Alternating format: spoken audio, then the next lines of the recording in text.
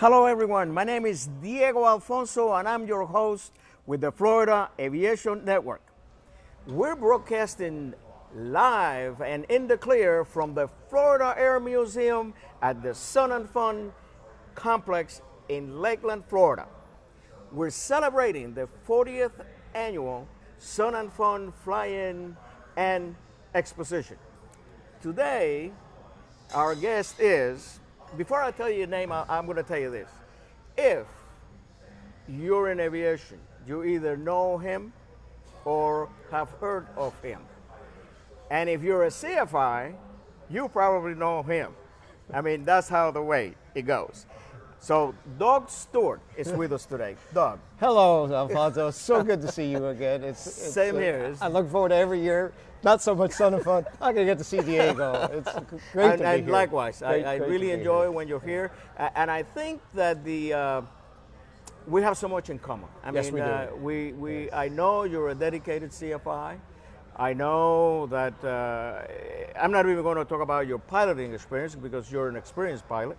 But the part that really I admire is your dedication as a CFI. And actually your vision also of our industry as a whole. And we're going to talk about that. I'm dying to get into that because you always bring something new to the table. Try to. And I wonder what's going to be this year. So, but before we get there, you know, I want to make sure that our audience out there, both in television land and radio, know exactly who you are. So why don't you just tell us where did the dream come from? Where did Doug said, a plane, I want to be a pilot? Take us from there. Very easy. My father. Okay. In a word, my father. My father was not a pilot, but had a love for aviation. He was a journalist and was reporting for aviation magazines back in the golden age of aviation, the Cleveland Air Races, things of that nature. And then he got a job working for Belanca, writing publicity, PR stuff. Had an ongoing love of aviation and always spoke about it. When I was around 9 years old, I learned how to drive a Ford 8N tractor with a sickle bar mower. And I had a neighbor, my closest neighbor, lived a mile up a dirt road, had about a 400-foot strip that he'd come in with a Super Cub. And I would go up and mow his strip in exchange for rides in his Super Cub. Much to my mother's dismay. That's right. There were many a time where he didn't stop in time and folks from the Sussex Airport in New Jersey would come down with bed sheets and patch it up. But the fact of the matter is I've only been flying for about 32 years. Just life got in the way. Right. I would have the money, but if I had the money, I didn't have the time because of my business as a musician. Been there, done that. But finally, the stars aligned. I learned to fly. I have an addictive personality. I got to do this. That's right. And I was worried that if I don't fly at least once a week, I'm going to forget everything that I've learned. Yeah. But I couldn't afford it. I had actually worked out. My boss paid for my private. But now I had to pay for it going on. I said, well, I guess I'm going to have to teach. And my mentality as a musician was the only people who taught were the people who couldn't do it. If you can't perform, then you teach. Right. Wrong. Right. Well, I didn't know that first, so I said, okay, I'm going to have to become an instructor. And I worked through my ratings to the wonderful generosity of a man named Walter Collaza, an icon in New England aviation. Right. Never charged me. I worked it off later as I became an instructor. As soon as I started instructing, I said, my God, this is what I'm here to do. I'm pushing 11,000 hours of dual given right now, pushing 15,000 hours of total flying time. I am a DPE, and to the level that I actually do CFI initials as well as reinstatements and renewals. So I got the bit in my mouth and I flew. Yes, yes, yes. And that's why I feel that I'm so close to you, because we share most of those things in common. You know, I'm a DPD also, a DPE also here in Orlando, been a DPE for 26 years, and a CFI and all that. And okay, but tell us first, and we're going to get into the meat of things, because you have a few things that you want to talk about. But first, let us know SAFE. What is SAFE? If I'm a pilot out there and I never heard the term, I doubt it, but if I am, what is SAFE? SAFE is the Society of Aviation and Flight Educators. Okay. We're an organization not only for the CFI, but for the entire spectrum of aviation education, which includes avionics and maintenance instructors, sim instructors, academia, K through 12 teachers who use aviation through STEM projects. Right. Okay. The entire spectrum, so that we can integrate all the individual expertise that we can bring to creating safer pilots. And in essence, that's what we're really about. We're here to create better tools for aviation education. Okay. Which are greatly needed. Absolutely. Greatly needed. Absolutely. It's a great concept. It's a great idea, and there is a need for it. That's the main thing.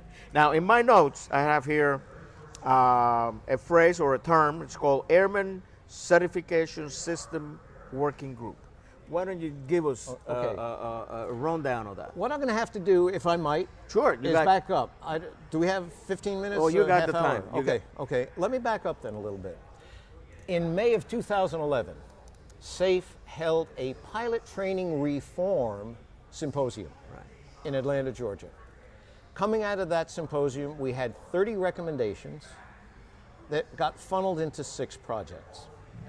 Amongst them were recommendations that we improve our knowledge test. We kind of saw the knowledge test as really not having that much of an important role in a pilot's path from student pilot to certificated pilot. It was too easy to learn these things by rote. And as you and I both know, yes, sir, we even have to go beyond understanding. We have to bring it up to application and correlation. That was one of our recommendations.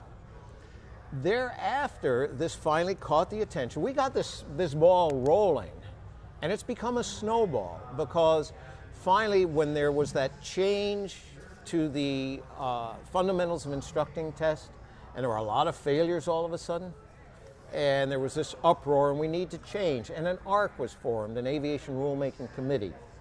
And there were 4 SAFE members that sat on that ARC, and we were looking at the knowledge exam. And the end result of the work of that ARC was that the knowledge exam needs to be integrated with the practical test. There are no standards for the knowledge exam. The next step was to go to the ARAC, Aviation Rulemaking Advisory Committee, to say we need to take this another step, and we have to create an airman certification standard.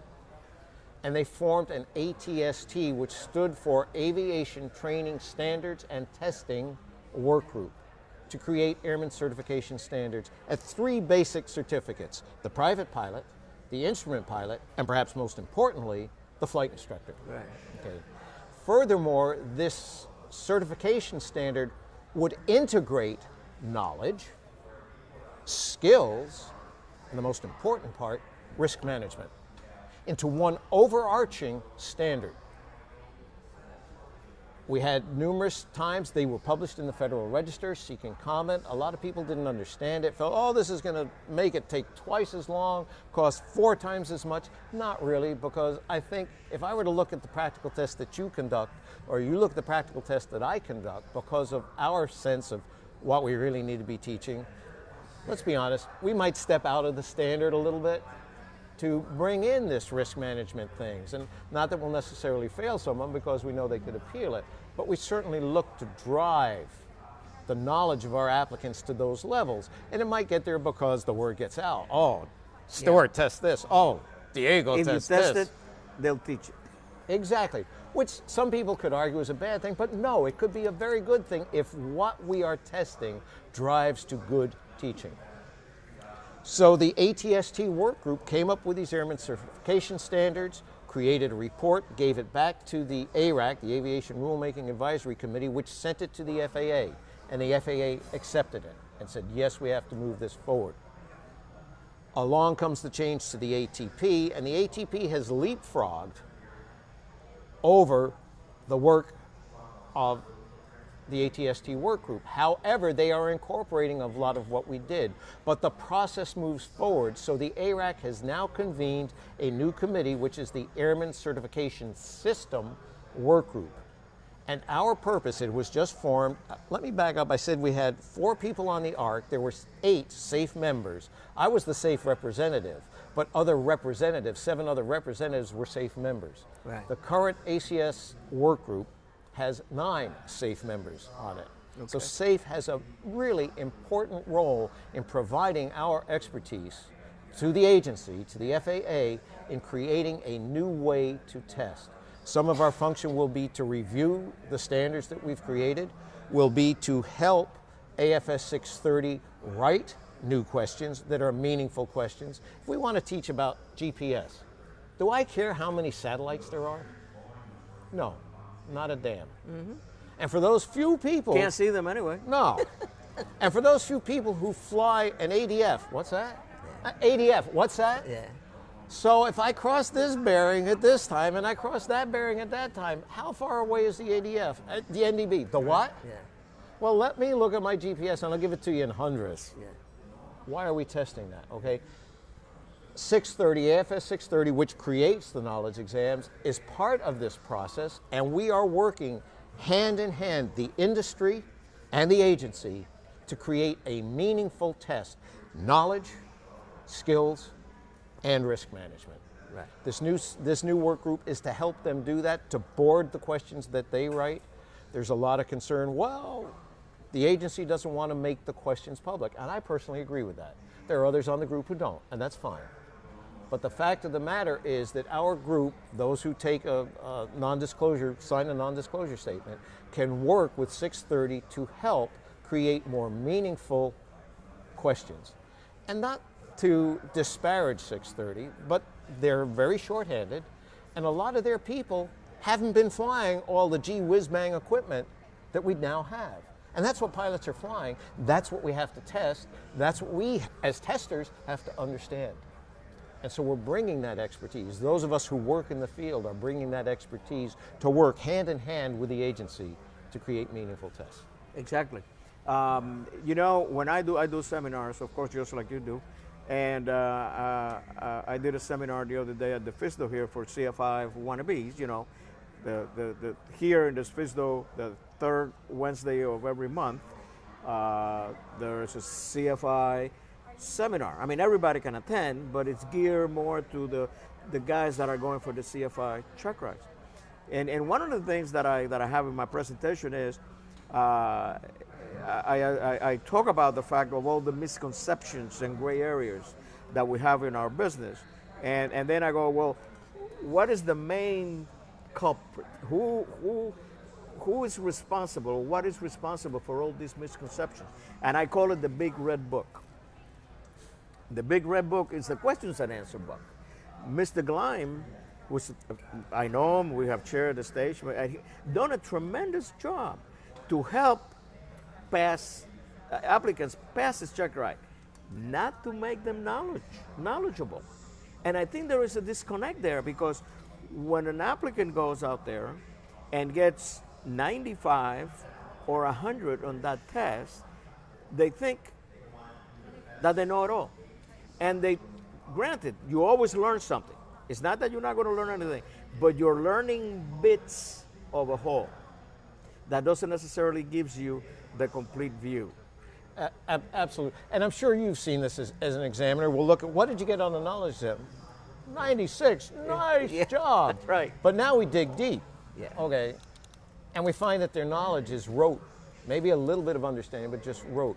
And this new ACS, it really wants to drive beyond that.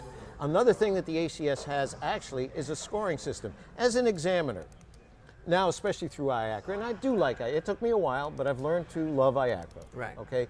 Because amongst other things, I can see that knowledge exam results and find out what they score, but also what they miss. But I look at these learning statement codes, and they really don't tell me anything. Right.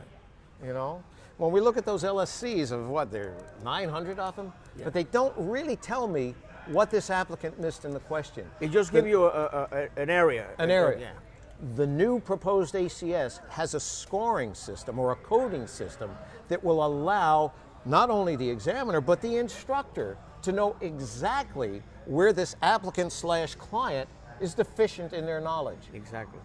And to me, that is one of the greatest beauties. The lady responsible for that, a lady by the name of Jackie Spanitz, who works for ASA, one of the companies that provides test prep. Okay.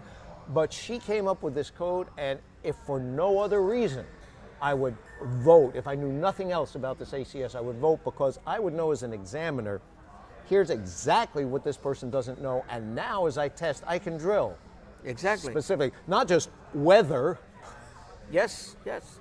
Aircraft performance. I love that one. But what part of aircraft performance? Exactly. So I may ask questions about aircraft performance that he or she already know, but I never touched the actual area that he or she was found weak on. Exactly. And for those of us who are trying to minimize the test time, for those who say, well, this new ACS is going to take forever, it's going to take so much longer. No, it's going to take shorter. Exactly. Because as an examiner, we can see this is what this is what they didn't know.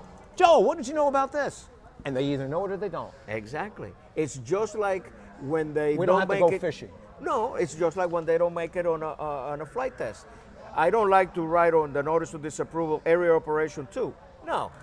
Task A. Special emphasis on. So if I don't make that test and you come along and you're going to retest that individual, you go, oh, wait a minute. Diego says that this is the area that.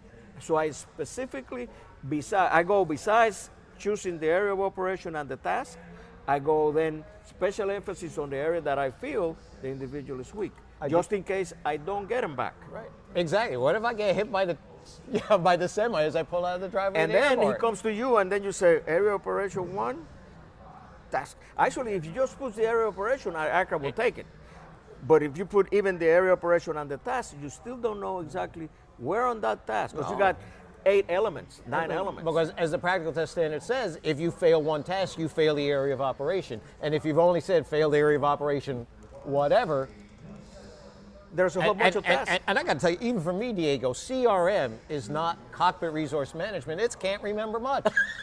And so, I love that. So I'm going to steal that. I'm going to steal that. So if I just put down area of operation 3, and they come back to me just 2 days short of having to take the test all over again, if I just put that, I don't remember what did they fail. That's right. So I always put down. Yes. This is where they were deficient. Sure, because that helps the next one. And not only that, it's fair for the applicant. Right. Because this is where you're going to be honed in, right here. The rest you were good. This is the area where you really need to brush up. And going back to the written test thing, is amazing to me how sometimes, and you probably witnessed this, that you say to the applicant, let me see your written test, and you go, okay, now we're going to go over the questions that you were weak, and you get this deer on the headlights look that, you're not supposed to ask me anything about that. And yet the instructor has to sign saying that he or she reviewed this area. And I don't know if you find that, but I find that especially the people that I do a lot of check rides with, the flight instructors to schools, they know. They know that the first thing I do is I take those written tests, and that's what we're going to do. Then we're going to move on to new things. So I imagine that you probably experienced the same thing. And yet here as the instructor are, signing that off. All right. Now, my notes here I have Pilot Proficiency Project. Yes. Talk to me about that. Pilot Proficiency Project is something that started way back in AirVenture. We got time. I don't know how many, 3-4 years ago. We had a space beside our tent at AirVenture and said, boy, it'd be great to put up another tent and give seminars dealing with pilot proficiency, because pilots aren't flying as much today as they used to, and they need to be. Right. And they're starting, although they might maintain their 3 takeoffs and landings in 90 days, their proficiency is starting to lapse. We chewed on this for about a year, tried to find some sponsors to pay for a tent, discussed it some more and said, what if we incorporate some of the things that we talk about into simulator scenarios that we could run in the Redbird FMX. Well, that's a great idea. And I immediately after this talk ran across the grounds to the Redbird display, found Jerry Gregoire and said, Jerry, we got this idea. What do you think? He said, I'm on board. Following year at AirVenture, we set up a program of a series of seminars dealing with pilot proficiency. Some of them were stick and rudder things. One was stick and rudder skills in a glass cockpit world. Things like transitioning to experimental amateur-built aircraft, EAB aircraft, single pilot IFR, tailwheel tips and tricks, the whole gamut of GA aviation. And we created 11 scenarios that could be flown in the FMX. This is all pro bono for free. Right. Pilots could sign up, fly the scenarios, come to our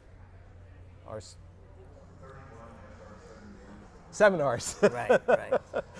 I'm getting dehydrated, get confused. I'm going to smack up. I'll tell you one thing. We have come to that point, and I really, really wish that you had time to explain that. But time is a killer. It's always a pleasure to have you here. We really, really appreciate you for all that. I had a great time. I'm always looking forward to this. And, likewise. But we'll see you next year. It's a date. And thank you so much for joining us. My name is Diego Alfonso with the Florida Aviation Network, and we will be back very soon.